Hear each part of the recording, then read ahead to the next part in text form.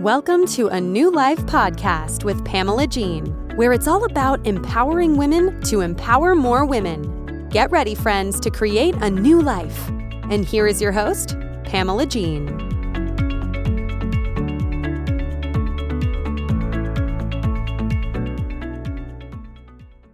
Hello, my friends, and welcome to this week's episode of a New Life podcast. I'm your hostess, Pamela Jean. Thank you, friends, for being here.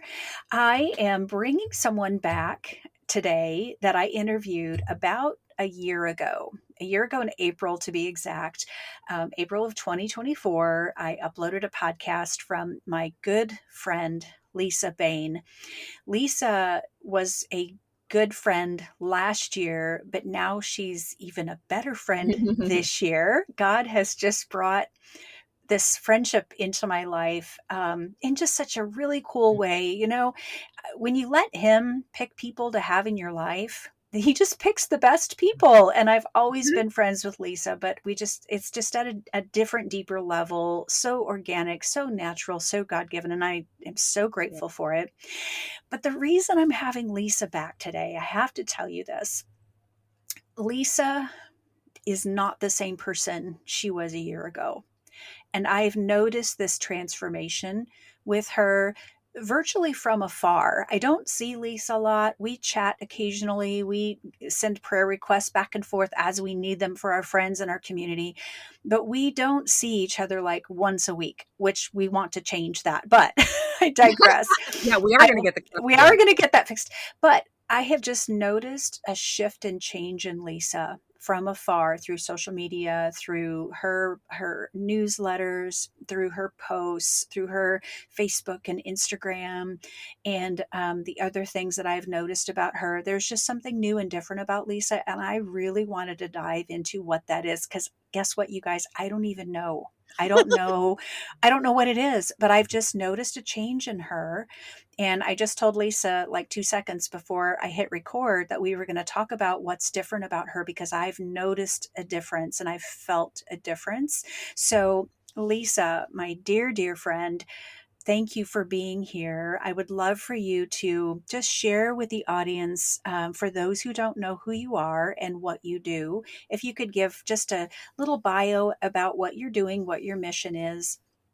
And then as you are ready, please dive into what's happened over this past year to create this phenomenal transformation in the person you have become. So welcome, Lisa. Oh, it's so fun to be with my friend. Oh, thank you.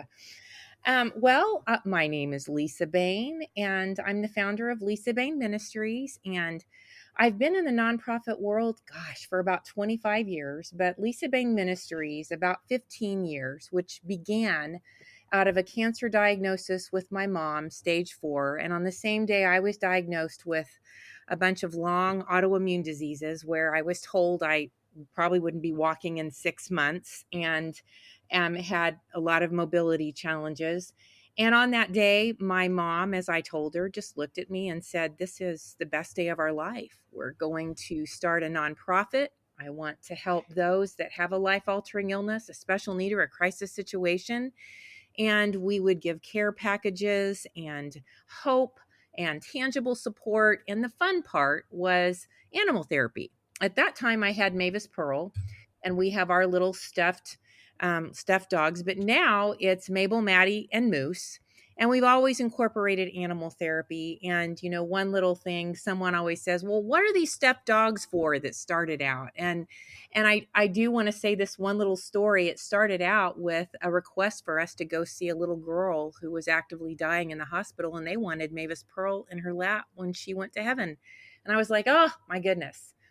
So I dressed her up as a ballerina, because the little girl was, and I had a stuffed dog, bulldog, and I dressed it up as a ballerina, and off we went. We got into the room, and you could tell she was close to heaven, and her parents came over. We gave her the prayer quilt, and they put the stuffed dog under one arm, and Mavis Pearl got under the other arm, and they just wanted one more few words from their little girl. And when she felt Mavis, she opened up her eyes and she said, "Mom and Daddy, I love you. I'm going to be okay."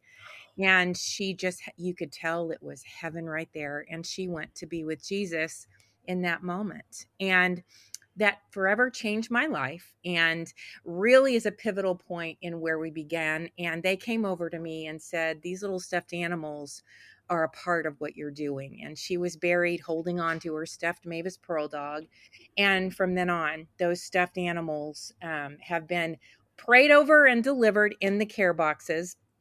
And so our therapy animals are important because they break the barriers where we sometimes can't. We do hospice work, hospital work, we do home visits, and it just grew. And my mom lived 5 years, not 5 months. And the day that she said, we're going to start a nonprofit, she said, this is about giving. Giving equals joy, joy equals hope, and hope equals healing. And she said, Lisa, we're going to teach people the importance of healing and serving. And she also said, I have a lot of momisms. Serve, step out, see miracles. And someone said, well, she got it backwards. It's step out, serve. And she says, no, because sometimes you're too broken in the place that you are to step out. You need to serve right where you are. And then you're able to step out and see miracles. And what she did the day she started this nonprofit was she gave me a purpose. And purpose keeps you going and it keeps me walking. I can literally wake up some days and think, how am I going to do this? And then I take one step forward and to the hospice visit, God takes it from there. And it's always the best day, the best days. When you don't think you can, you can't, but God can. You know, man's extremity is God's opportunity. And my mom knew what she was doing. And I also have a whole new compassion for those that struggle with autoimmune disease. You don't look sick. There's so many people that struggle in silence, and we're able to be there and just love on them and know what that's like. So it's just exploded. And during it, this nonprofit began as joy in the cause, and about 5 years ago it transitioned to be Lisa Bain Ministries, because the board wanted to take it in a different direction. And I could never, the day we founded this organization, the first thing my mom said was, never compromise Jesus, never take that verse off of the website, and always remember the foundation of why this began, because you always want everything that happens to see the handprints of God. It's going to be a journey where people can only say, wow, that was God. And that was going to be changed. And I knew that I couldn't do that. So we began Lisa Bain Ministries that made that as the foundation and put things really in place that would not waver or change. And it was close to that time that Mavis Pearl, I was not able to use her because I had handed over the patent and the trademarks. So I couldn't use Mavis. So that left little Mavis just kind of there. But you know what? Probably a few weeks later after that, she went to heaven along with Gracie. They went together. And it's almost like she knew. She knew. And I can look now and see how the Lord orchestrated that. And he orchestrated the whole thing, which is really part of the shift that you sense in my life. Oh, okay. So I'm going to stop you for a hot second because that was phenomenal. First of all, the first little girl that went to heaven with Mavis Pearl under her arm. Oh Mhm. my gosh. It, Um, I can't. I don't. I know I've heard that story more than once, but I well up with tears every Mhm. single time. And what a beautiful foresight that you have to understand how important animal therapy ministry is. Because when we, as human beings and as people, can't get through to another person, a child, an elderly person, a sick person, that we can't get through to them, an animal always can. And let me tell you, in Always. hospice, it's unbelievable the stories I could tell you where my dogs have just played such a huge part in it. They're to me they're angels on earth. I couldn't agree more. I grew up in Northwest Iowa. A lot of people know that. And I grew up on a little acreage outside in the middle of nowhere. When you think nowhere, that's nowhere. So but May not be it the was, end of the world, but you can see it from there. yes, absolutely. But I will say it was an incredible place to grow up. It was a great place to have childhood. I was outside all the time, but I always had a dog, and I always had multiple barn cats, always. Mhm. So I was never alone. As lonely as I felt sometimes as a kid, my animals were everything to me, and animals still are. I mean, they had such a Mhm. soft place to land with me, and I love that you've identified the animals to bring them into your ministry. And I Yes. just want to speak to the point, Lisa, of when you didn't decide that Mavis's mission and purpose was over. You Mhm. didn't decide that. There were other forces in the room that decided that for you.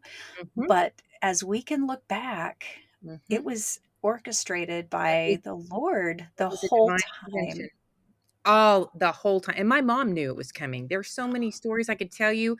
She even put off heaven a little bit, knowing, "Oh my gosh, you're gonna go through something so hard with betrayal," and she would just kinda go back and forth, and then finally she looked at me and she said, "You know what? Jesus is gonna send angels to help take over, and you're gonna get through it, and you're gonna make the right decisions," and shortly after that, she went to heaven. And she knew, but she also knew that I would choose correctly. And Mhm. but that in part is she poured into me. She set me up for the most beautiful things, and I had a great teacher for 5 years of Mm. this cancer journey. You're so lucky to have that. Okay. That was a great backstory, but now I want to talk about the shift, Okay. because the shift I've seen, and we've not had a conversation about what I've observed with Mhm. how you've shifted and changed. I know Mhm. we've had little snippets of conversation at a networking meeting from here or there, but we've not had a girlfriend sit down where you just opened up your soul and said, "This is what's happening." But I've just witnessed and noticed this. What is the shift? I'm so excited to hear. The last thing my mom said to me was, "Forgive always and love wins." She would just always say, "Lisa, love wins, forgiveness Mm. heals. Love wins, forgiveness heals." And I was like, man, why does she say this all the time? She knew I was going to have to put that into play in a way that would change my life. It wouldn't be easy, but it would be necessary, and it would be the key to the shift. Well, when we lost the nonprofit, um, that broke my soul. That was my mom's. And so I remember being on the floor for 3 days. And on the third day, the Lord was like, "Lisa, this is a divine intervention. Get up, move forward. You need to write books. My hand is on this." Well, I got up and I started moving forward, and I went to counseling on how do you work through this. I grieved. I grieved hard, and even my counselor was like, "This has been the hardest thing for you to walk through." And so 1 year, 2 year, 3 years walking through this forgiveness of those who I looked up as family, I felt betrayed by. Well, about last year, and you actually have a part in this, Pam. I was really feeling like, Lord, I've really walked through this. I've walked through the forgiveness. I am on that place. And I saw you, and we had a conversation, and you looked at me and you said, "You may have a little bit more left to go." Do you remember that conversation? I do remember that, because you Yes. were buckling that day. I Mhm. could see you buckling and doubting what you were doing, and really let that evil voice Mhm. was filling your heart. I could tell, and I remember I don't remember the exact words, but I mean something to the effects of, "Okay, you've not fully let go of that, and you need Right. to let go of that pain so you can move forward in your purpose." And there were some things that were hung up that we needed breakthroughs on, and I was hitting walls. I was like, "Lord, why we are praying, we need breakthroughs on this financially. We need, and you confronted me in such a dear way. That's a sign of a true friend, and said, you haven't let it completely go." And I got in the car and I thought, "Yes, I have. No, I haven't. Yes, I have. No, I haven't." And then I really realized I had about 20% left to go. Hmm. And so I just started seeking the Lord, and I could hear my mom say, "Lisa, forgiveness heals." And I knew that I had about 20% left of grieving and forgiveness left to go. And I just started praying and just bombarding heaven with Jesus. I want to truly love these people and pray for these people in a way that my soul wants them in heaven with me. Mm. I'll never forget, I was in the prayer closet and I was just singing and praising, and it was probably in a few months ago, and I just started praying, and I felt the sweetest presence of the Lord just engulf me, and I mean supernaturally, it lifted completely off of me. I could That's cry awesome. now when I think about it, and I could breathe. I could breathe from the soul of my being. I didn't have to fight it. I didn't have to defend myself. The Holy Spirit was going to take it from there. And my mom always said, give your battle back to God. He had it. And, I just, someone said, how do you really know? I could breathe in a place that I hadn't been able to breathe before. And from that point on, I truly loved these people. I pray for these people every day. And the shots and the pops still come. And people will say, you know what I heard? And it doesn't matter Mm. because, and as soon as that was lifted off of my soul, breakthrough after breakthrough after breakthrough started coming. And I could do a whole podcast on the miracles that started happening almost immediately. God had me go through that 4-year journey. He knew the season that was coming in 2025, but I couldn't walk to that season unless I had completely let go of this baggage, completely of the baggage of unforgiveness. And Mm. I would speak on unforgiveness all the time. You're like, I know this. Know this, and it's like I know this, and I'm like, I talk about it so much, and then when you're going through such deep betrayal, it's a whole different story. But it's also helped me be able to walk others through that and really help them understand the deep, deep, deep importance of truly forgiving. Mm. It's us that's stuck, not them. That Right. they're doing their thing. Yes, and It's I us. remember us kind of having that a little bit of a conversation at that networking group, that meeting where we were talking, and you were like, "Yes, but they're not doing, the way we planned," or something to that effect, because it wasn't the original vision that you and your mom had together. And I said, "But they're still helping people. They Absolutely. they may not be helping people in the way that you thought would be the best way or the right way or the way that it was planned or laid on your heart, but they're still helping people. So thank goodness for that." Absolutely. And Absolutely. And oh, someone said to me the other day, well, what if it's done in the wrong motive? I said, are those kids getting backpacks? Are those kids getting help? That's what matters. Praise yeah, the Lord that it's still going on, that still that happening. they can help this group. I can help this group. And and it just reiterated the importance of we're all in this together, and it's not about completing, and it's about competing. And and in that instant, I was thrilled that Right, they were because their helping. success their Yes, success, in addition to yours, is just blanketing more and more yes, people in need, because, my goodness, there's so many people with needs in the world in our small community mhm, that not one person, one group cannot take care of everyone. It's gonna take this army of people to be no, helping those. we need each other, and it's Mm. about working together, as a team. We are in this together, and that's why I cherish our partnerships. And so it was truly at that moment that my life completely pivoted and shifted, and it just my focus was clear, the mission was clear, and there was no noise that was pulling me to the right or left. We were able to really focus and refine what we're doing, and there's nothing more beautiful than knowing you're right where God wants you. And Amen to that. part of getting there was going through this 4-year process of getting to that place and learning just the deep, deep importance of loving and forgiving. And those people come into your life that the devil tries to put in there, that try to Mhm. hurt you. And when you really walk through this, it's life changing, and it's like, oh, okay, but you stay focused, and you Right. really just want to pray for them, and you don't want them. It's just life changing. And so Mm. again, I saw God's timing, I saw God's hand, and I would go through it all again. And I know that's why Mom said those last words over and over and over. But I know my mom knew that I would get it. I would get it. It may take me 4 years, but I got it.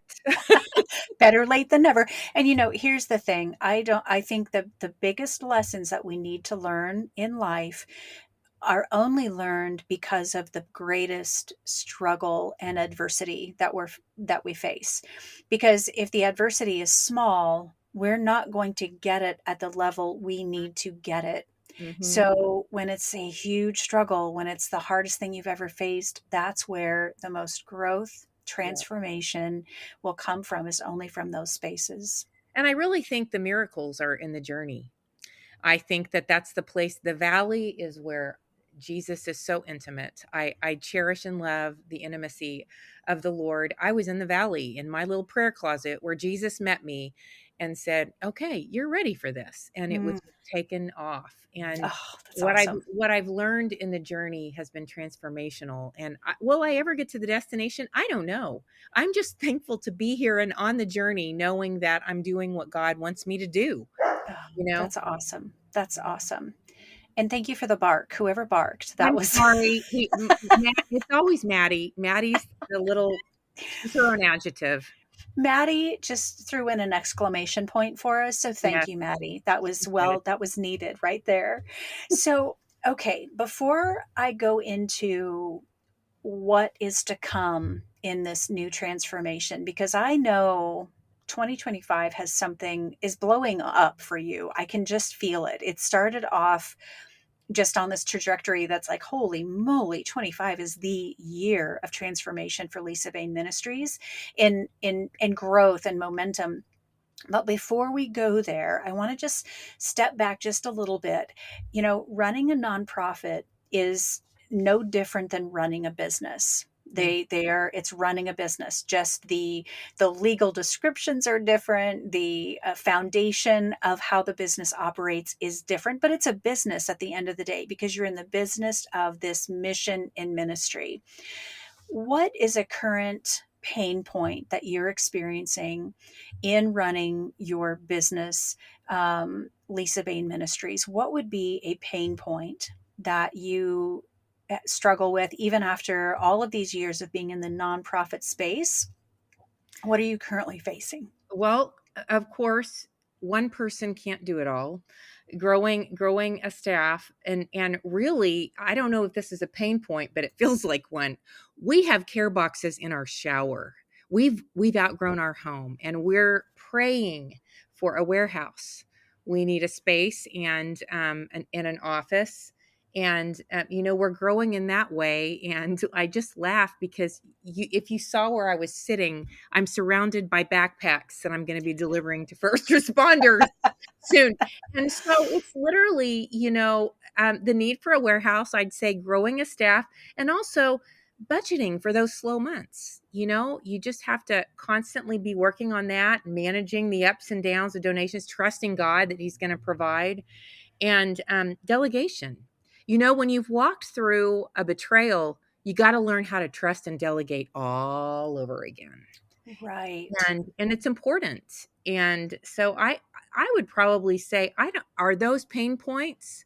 I would say absolutely They those are feel pain like pain points. points. Yes, well, definitely, because you guys, from what I'm seeing, there's been some growing pains that you're Mhm. facing, Yes. and audience listening, I have never seen someone busier than Lisa Bain. I'm not even joking when I say that. I feel like a slough when I Oh look my at goodness. when I No. look when I see that you're, at a church this day, and then you're at a hospital the next day, then you're stuffing bags, and then you're just always on your mission. I mean, I can only imagine how many miles you put on your vehicle in 1 week's time Oh, because it's my second home.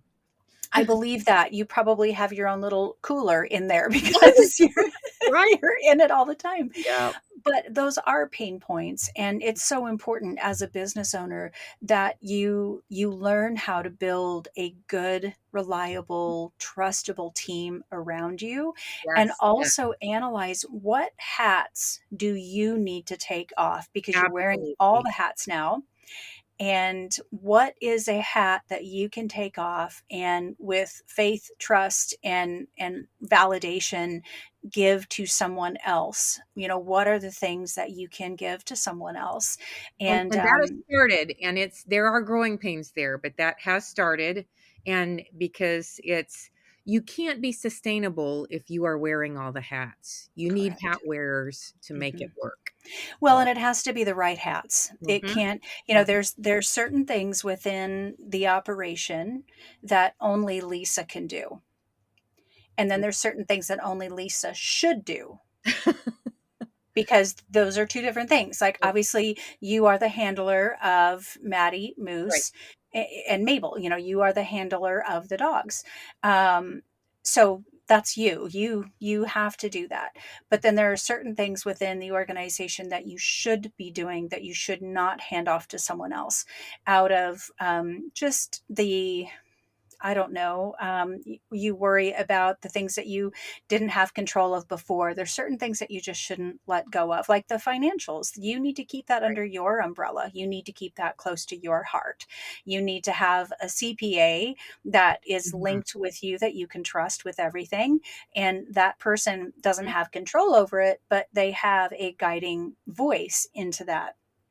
One thing I'm so thankful is we have two amazing attorneys, an amazing CPA, amazing bookkeepers, and we have an amazing board and advisory team that I trust and that have really helped us get to this place. My hat giving is to for volunteers, for people to be able to go out, deliver. There's just different ways that can help me do the ministry stuff that I need to be doing with the dogs, you know? Correct. Yes, I agree. So, Lisa, is there a volunteer application Mhm. somewhere that It. someone could get in touch with if they are feeling compelled to volunteer to be a deliverer of care packages? Yes, you can go to lisabain.com and there is a place where there's a volunteer form you can fill out. And one of the things that will really help us be able to have more volunteers is a warehouse. Right now, there's Mm, hardly any place to even pack it. So we're believing that that's going to happen and that we're going to be able to utilize more volunteers and get more things out.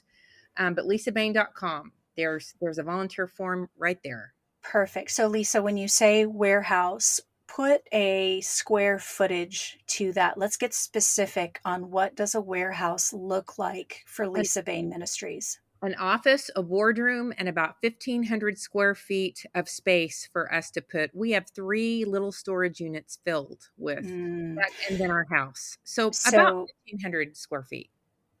so say that again. How many hundred square feet? 1,500 for the Okay. warehouse, and then have like an office and then like a boardroom where we can pack and have meetings type of. Okay. So we're talking like 2,000 square Mhm. feet, maybe Yeah. 2,500 square feet, because here's reality. You think that will be enough space, but you're going to outgrow Mhm. it in like I 5 know. seconds. Right? So we're going to just speak into the world 2,500 to 3,000 square feet for warehouse, assembly area, storage of donated items, Mhm. boardroom space to meet, as well as office to function out of. So Right. we're 'Cause speaking we'll have that. yeah, we'll have people say, "Can we bring a pallet of something?" I don't know where we'd put it. We're literally at that place, a pallet? Well, one time I came home and there were pallets on our porch and there were stuffed dogs around our entire home. You couldn't even see our door. Our neighbors are like, "Lisa," and I'm like, "I'm sorry." You're like, I know, I know. Oh my gosh. Okay. So I thank you for sharing that and clarifying that, because I think it's important that when we have a need for our businesses, whether it's the nonprofit sphere or a for profit business, I think we have to be very clear and precise on what our needs are, not just an office. Okay, well, that could mean a closet somewhere. Right. But when we're talking about proper space for you to serve those you're meant to serve properly, as well as house all of the donated items, I Mm-hmm. mean, you're talking 2,500 to 3,000 square Mm-hmm. feet, because that will take care of your needs right now, but it'll allow for the growth. Right. Exactly. And And we the one thing about here that my board is always like, Lisa, you never stop working because it's here. It's all here. And I right. get up, I work. I work all the time. And Yeah. so that's one of the things that they're like, you need to be able to leave it. Yes. Which Well, is you do. And when it's something that is your great commission, when that is what you're meant to do, it's like standing in front of a freight train. It's hard to stop it, yep, because it's just because you think about the next person that needs to have absolutely. care, and it's hard to turn that off. But for you to be able to serve everybody at the max level of service, we need Lisa to be at her max as well. So that's a Wow. gentle nudge to take a step Yes. back sometime, my friend. Yes. I take that nudge. Okay, good. Good. And we are going to schedule our monthly, weekly, whatever we can, cram into our Yes, schedules, a get together just to have conversation, because I think that's so important. So much absolutely. creativity and inspiration comes from just the most random conversation, because I didn't know what I said to you at that meeting was going to allow you to be open to the fact that, well, maybe I haven't let it all go. It was To the catalyst that started it, Pam. Oh, I love that. Yep. Oh, that's so good. Thank you for sharing that, because that just makes my heart happy. Yep. Because I guess, yeah, you just have to say what you have to say when someone asks you. I could have just sugar-coated something and, But oh you no, didn't. you're good, but I didn't. And that's the sign of a true friend, to really be Mm, honest. And those are the kind of people I want in my life. Tell mm. me the truth. And Lord, help me be open enough to know that, Yeah, yep, and help me deal with the truth once I hear it, right. because it might not be what I like. No, That's so seriously. true. Yeah. Oh my gosh. Okay. Let me ask you now. As I told you, I've been sensing a big groundswell for Lisa Bain Ministries in 2025. What's on the horizon? Do you even know? Can you put it into words? But I feel something huge. It's like it's about to break open all over the place. So what's happening this year? Well, what's funny is last year my word was align, and I really thought, oh, good things are going to happen.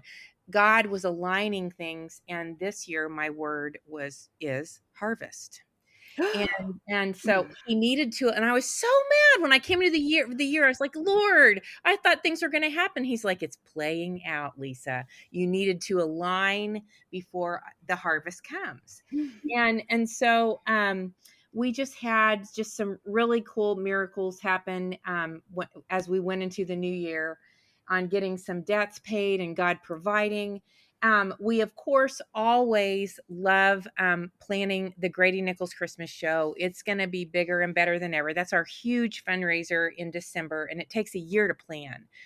Um, but I feel like you. I feel like I'm literally on the cliff, and the Lord's about to just reveal these things like groundswell. Like you said, it's so good.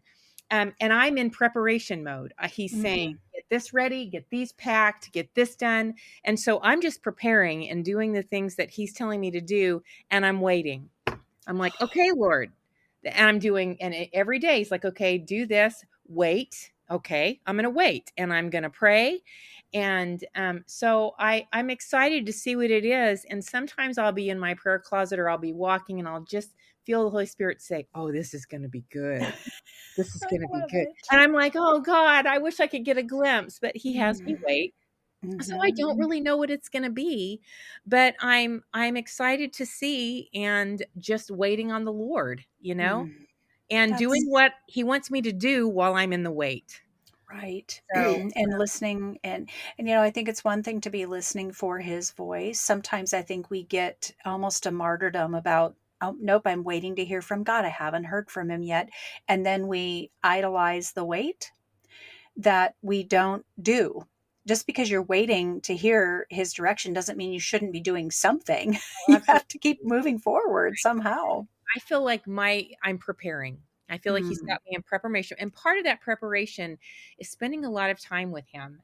and really just seeking him on a whole different level, where I know when he is, and I want discernment. I Mhm. want wisdom. I want, and I've been able to just get into the word, have a lot of time with him. And I think that's part of what this season is for, to prepare me for what's next. And I feel like, I was so close to the whole warehouse thing because I thought, no, we're good here. But literally, it was just a few weeks ago that he was like, okay, now start praying for it. It's time. Mm. And so It, I'm open and I'm just waiting, and I'm like trying to take the steps that he's leading me to take. So I think you'll have the next big reveal of the groundswell and of what's to happen in 2025 when the warehouse comes to fruition. I I agree feel with you, friend. I agree with you. yeah, do you not feel that? Because Yes, he I can't feel it. reveal it because you don't have the infrastructure in place. The foundation isn't there for the reveal. And having a reveal before you're ready is Right. fruitless. I mean, that isn't going to do any good. You had to get So me ready first. yes, Now we've and got to get the warehouse ready. yes, but also I want to just say a little reminder to you as well.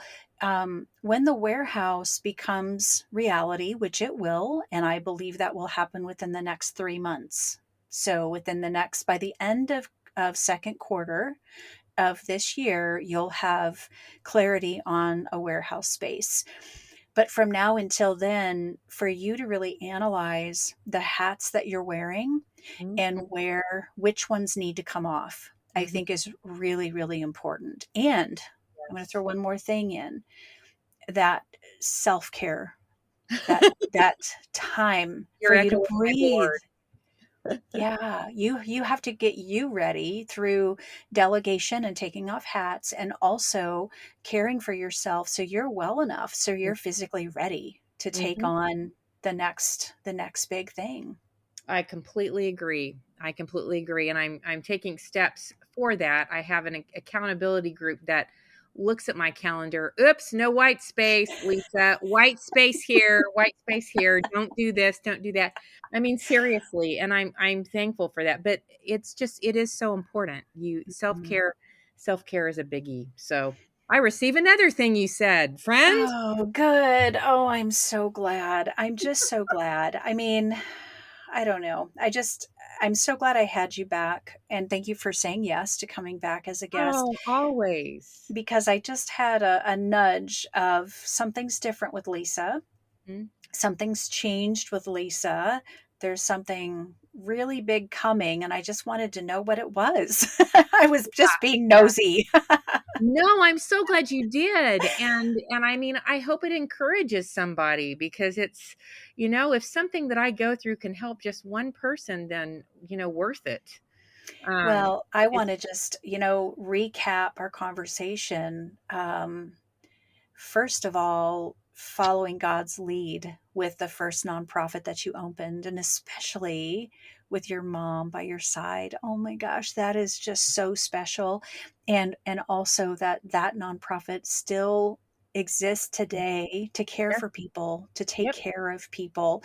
So number 1, listening to God's nudge, being willing to accept when God takes something away that we don't want taken away, to be able to say, I trust you.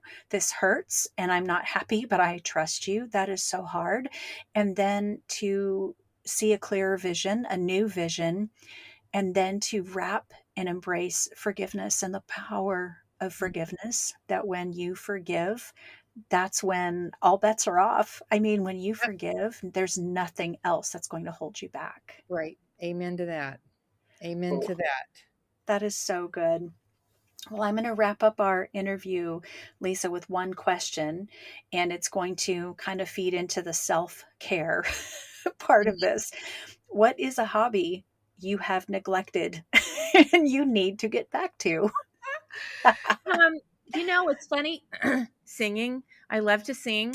Oh, Singing, and then this is funny, but dog training. I really, really love to train my dogs, and I used to be a puppy raiser coordinator for a nonprofit that helped dogs that went to veterans and those with mobility issues. Love to train the dogs, And so it's my dogs, but I'm so busy I don't really have the time to do that. So I'd have to say it's probably, I used to run, but that flew out the window. So I walk. So I love to walk, sing, and dog train. Those are my Well, hobbies. that's a great combination because you know what? You could do all three of those at All one of them time. at the same time. Yes, yes, You can walk, you can sing, and dog train all at the same time. right. And Maddie barked again on that one. Oh, She's like, Maddie. yes, mom, preach. Yes, yes. I Oh, love yes. it. Oh my gosh. Lisa, sincerely, thank you so much for coming back on today and sharing this transformation that you've experienced. And it's rooted in forgiveness. Yes, absolutely Forgiveness. it is. And it's an honor to be here. And I'm honored that you're my dear friend. Thank you, friend. I love you dearly. Oh, I love you too. And friends, thank you so much for tuning into this week's episode of A New Life podcast. If you have someone in your life that should hear this, that maybe needs a little nudge on forgiveness, please like and share, subscribe so you never miss an episode, and spread the word of something so positive that can be so helpful for so many. Until next week, make it a great day. Thank you for joining us today on A New Life podcast. We will see you next time.